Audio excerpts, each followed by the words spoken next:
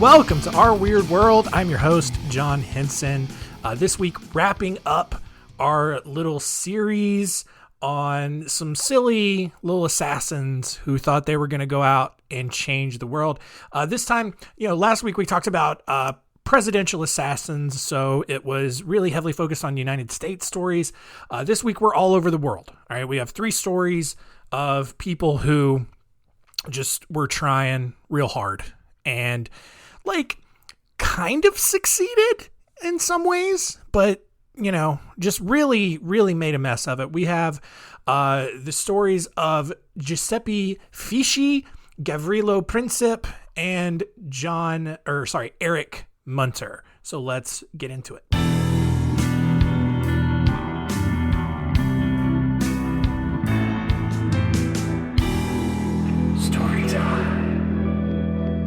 Giuseppe Fischi grew up in France, worked as a shepherd before joining the French army and fighting the Russians in the Napoleonic Wars. So in 1815, he and roughly 1,000 other soldiers, rebels, whatever, joined Joachim Murat, who was a former admiral under Napoleon, in an attempt to regain Murat's title as King of Naples. That uprising ended a month later when Murat captured and executed King Ferdinand IV. After that, Fischi kind of stayed in the area, but then he ended up getting deported back to France, where he served 10 years in jail for stealing a cow.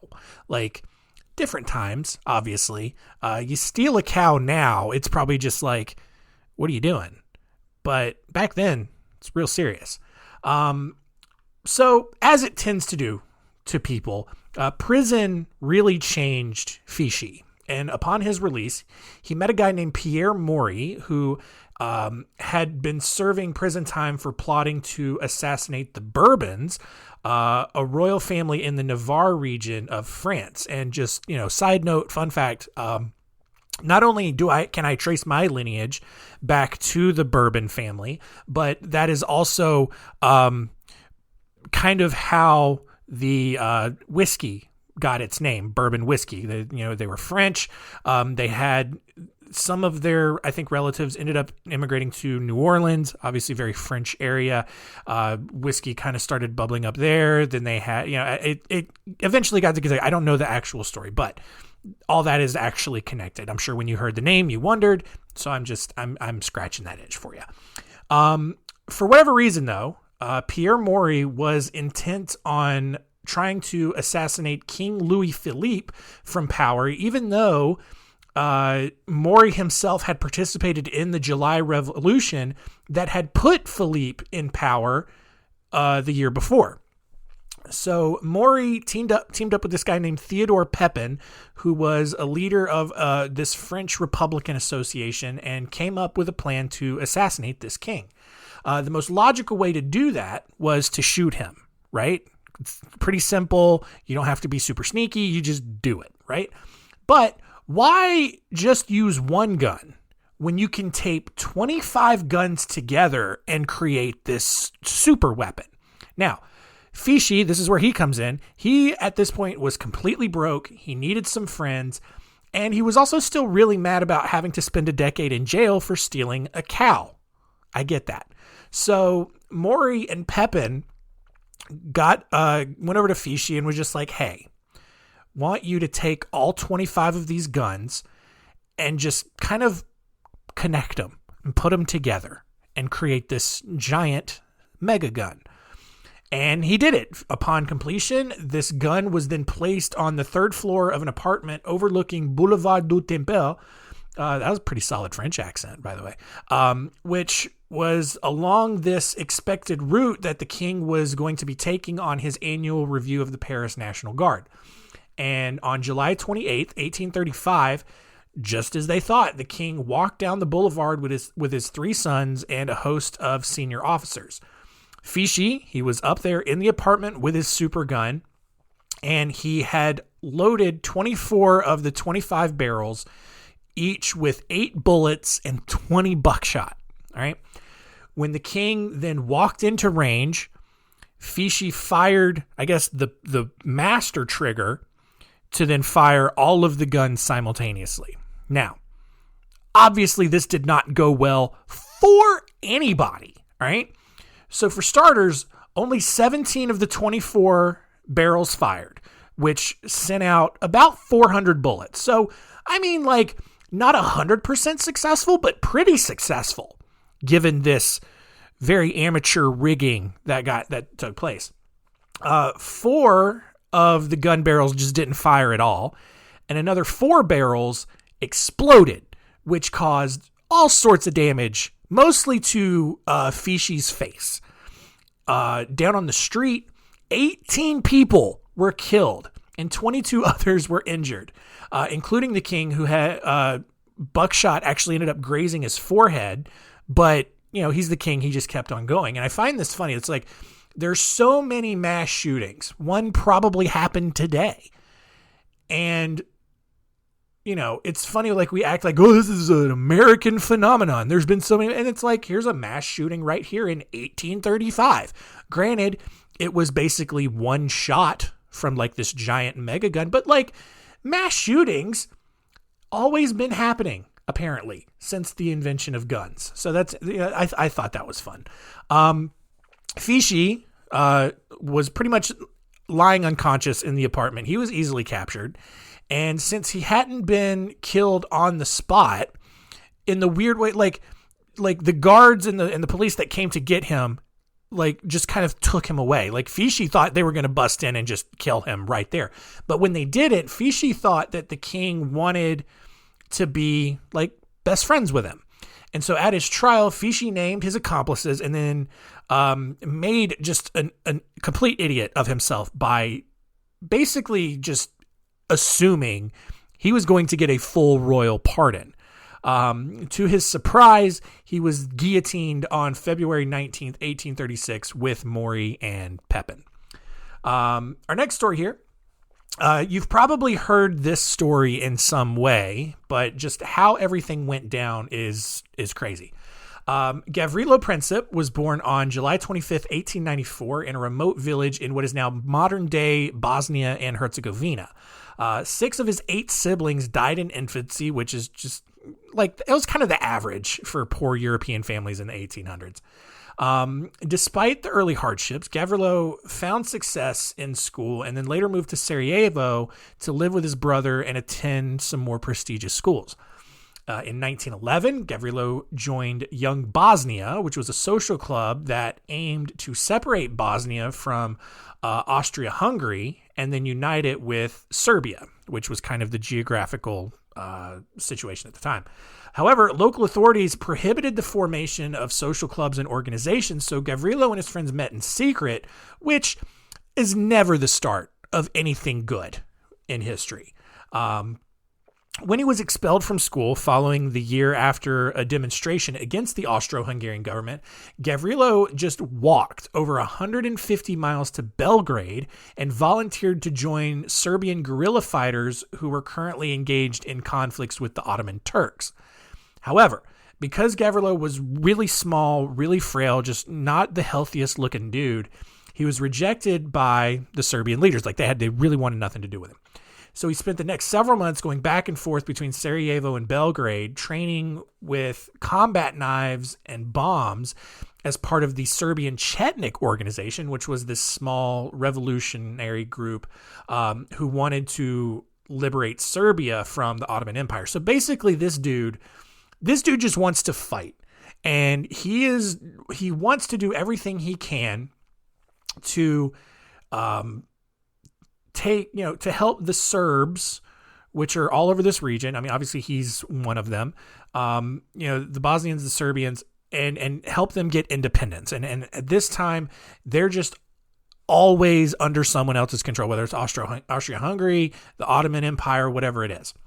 In 1913, Austria-Hungary declared a state of emergency and martial law, outlining any and all Serbian cultural organizations. And at that point, Gavrilo knew what he had to do. On June 28th, 1914, Australian Archduke Franz Ferdinand and his wife, Duchess Sophie Chotek, arrived in Sarajevo under orders from his uncle, Emperor Franz Joseph, to oversee all military training operations in Bosnia.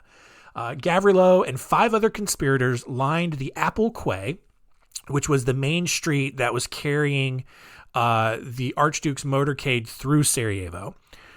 Each conspirator had his own set of instructions on how to assassinate the Archduke as he went by, as well as a cyanide pill to take once they were done. So they didn't have to get captured, tortured, murdered, all that kind of stuff themselves. So like each one has their own unique way that they're going to carry out the assassination. These 6 people, Gavrilo being one of them.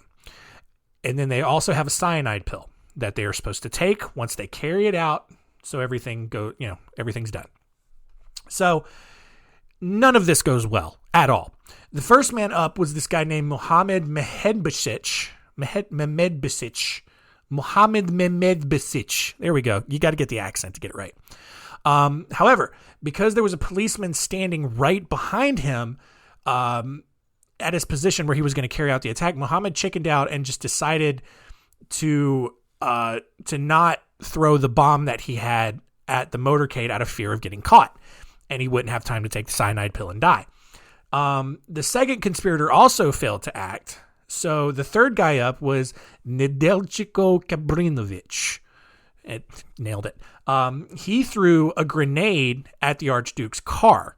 So he sets everything in motion.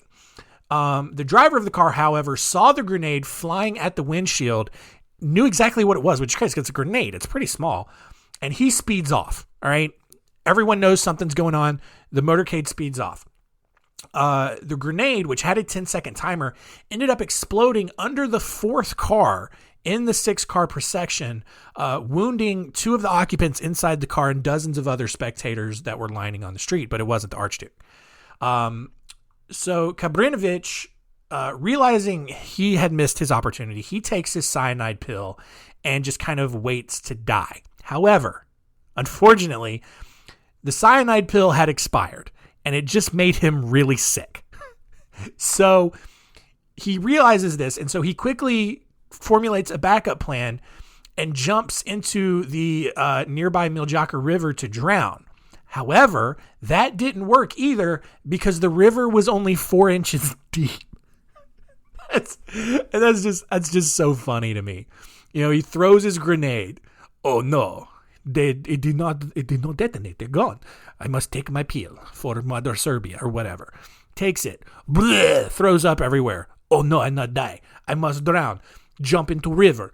Splat. Just splat. Because it's 4 inches.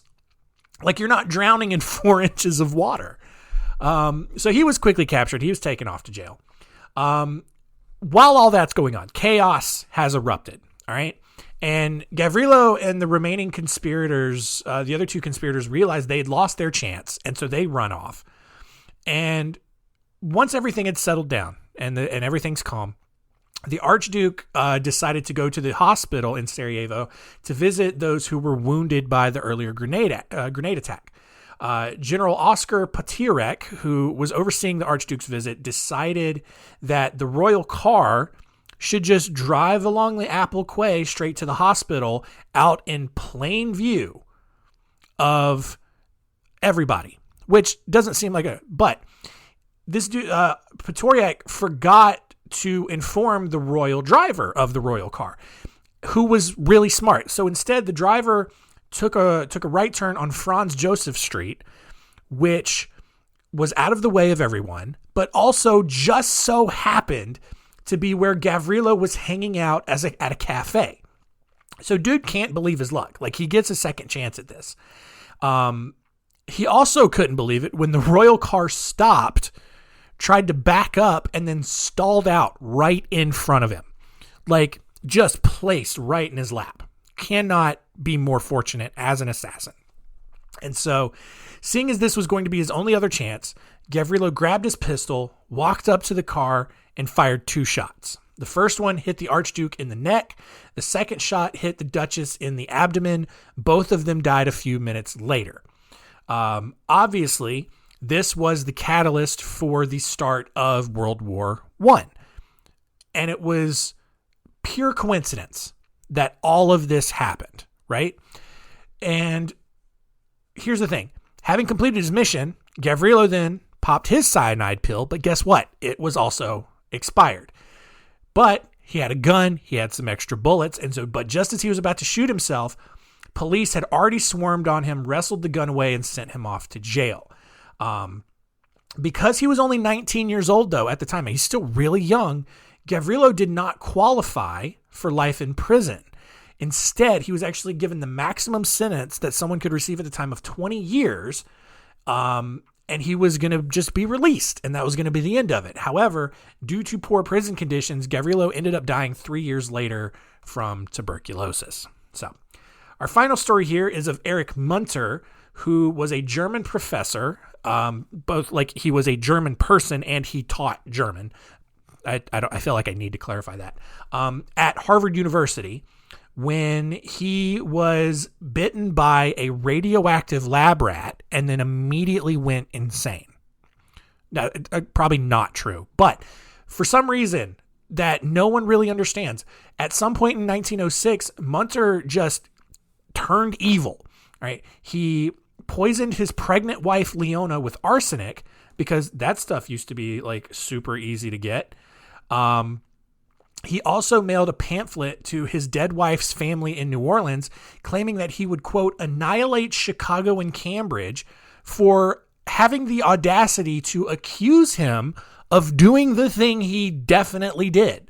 So for some reason, like papers in Chicago and Cambridge, Massachusetts, they had already issued a warrant for his arrest, and he had fled. And he tells his in-laws, his former in-laws, really at this point, like, how dare Chicago and Cambridge accuse me of poisoning my wife? Did I do it? Absolutely did. 100% did that. But who are they to accuse me of that, right? So after spending some time in Mexico and Texas, Munter got remarried, changed his name to Frank Holt, and then got a job at Cornell University in 1915 teaching German because even Ivy League schools didn't have much of a vetting process back then. By now, World War I had begun, and Munter wasn't happy about America fighting against his German homeland. He decided that it was then up to him to single-handedly convince America to stay out of the war and do all kinds of just like low-key supervillain stuff to prevent America from supplying weapons to the Allies. So dude is completely unhinged. You know, he's this German immigrant. Germany is the bad guy in World War I, mostly, along with like the Ottoman Empire and Austria-Hungary and stuff like that, I think. But Munter, he's just like, you know, I don't want, he has a German accent now. I don't want this country, even though I hate it, to fight my home country. So I must do everything I can to prevent the United States from getting involved in World War I, right? So on July 2nd of 1915, also, I don't want to gloss over the fact that dude would just like had no resume, couldn't have had a resume unless he faked it, and just walks on to Cornell University and gets a job as a professor. Like, has already changed his name. And he just gets a job as, I don't know, it's pretty crazy to me. On July 2nd, 1915, Munter stuffed 3 sticks of dynamite inside a small package under a telephone switchboard in the Senate reception room at the Capitol building. Apparently, this was just when anyone could walk right into the Capitol building because his original target was the actual Senate chamber. But when he got in, he discovered that the doors were locked, so he just settled for the reception room. But because Munter, he's still pretty bad at terrorism at this point, the bomb exploded at 11:40 p.m. when nobody was around to get hurt by this bomb. So after bombing the Capitol, Munter traveled to New York City and hid a pencil bomb on the SS Minnehaha, which was loaded with ammunition that the United States was supplying to Great Britain. He then made his way to J.P. Morgan's estate in Glen Cove, New York. You know J.P. Morgan, the giant bank?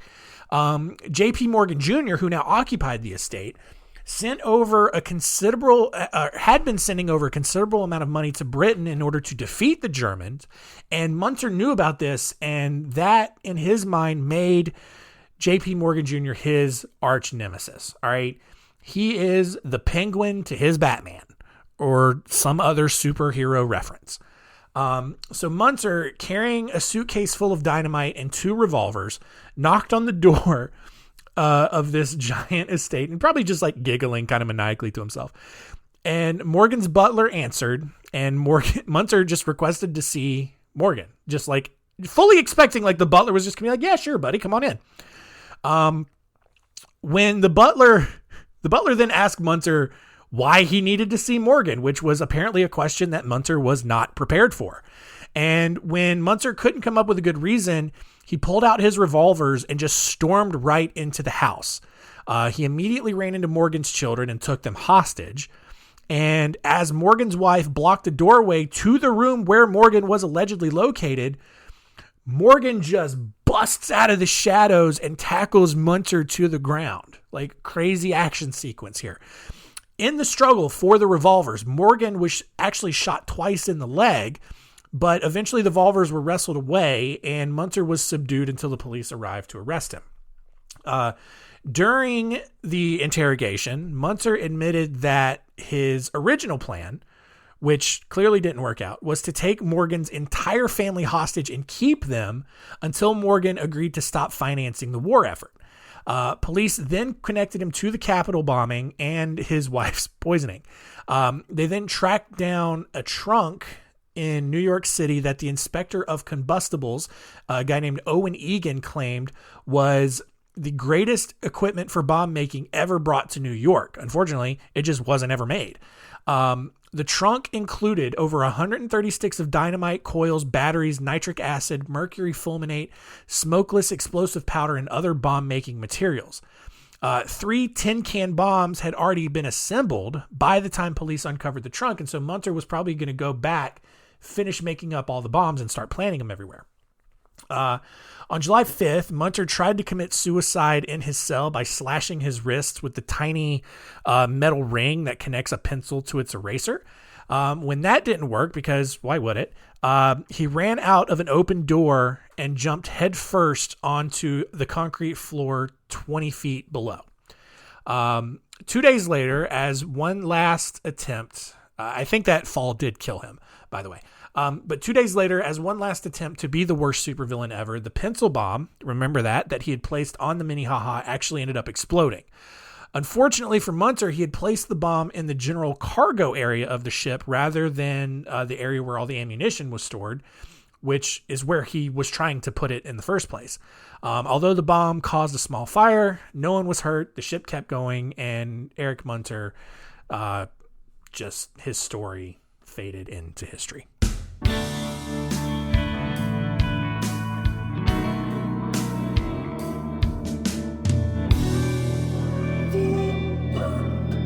All right, so that series is over. Just, it's interesting how, especially with, Gavrilo Princip's story, we all kind of probably know that, like, World War I started when Archduke Franz Ferdinand was assassinated. But, like, just everything that went wrong. And then just how lucky the dude was that the car just stopped right in front of him so that he could get a second chance. It's just, it's really interesting to see. And I think it's stuff that a lot of people get looked over. So other than that, let's see what we learned today.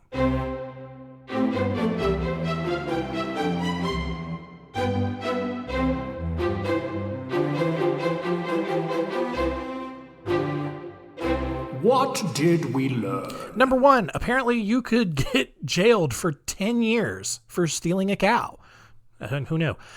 Number 2, look, if you're going to perpetrate a mass shooting, all right, don't tape all of your guns together and then just try to make like one giant gun to shoot all of your bullets at once. It's not going to end well. That's just not...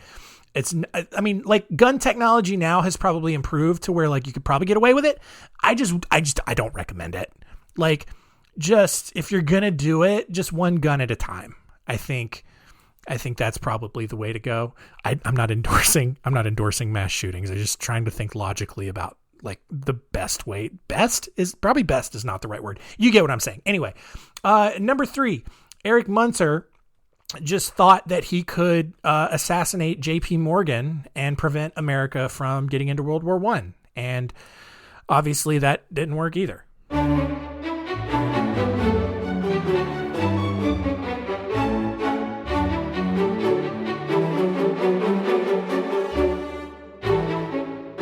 Next week on Our Weird World, this is going to be a fun episode. We're going to look at some weird pranks that got pulled over the course of history. I'll have 3 stories. First will be there is a historical account of the first ever mooning.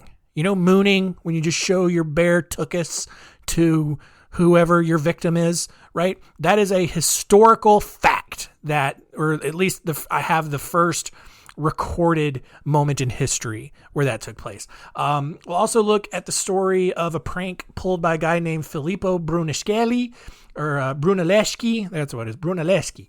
And then also a story that took place in Boston by a news outlet that did not go well at all. So that'll be a fun episode. And then we will jump into Serial Killer September. So I'll preview that month at the end of next week's episode, but otherwise really looking forward to it. And that is going to do it for us this week. Thank you for continuing to listen. Keep telling all your friends and keep it weird.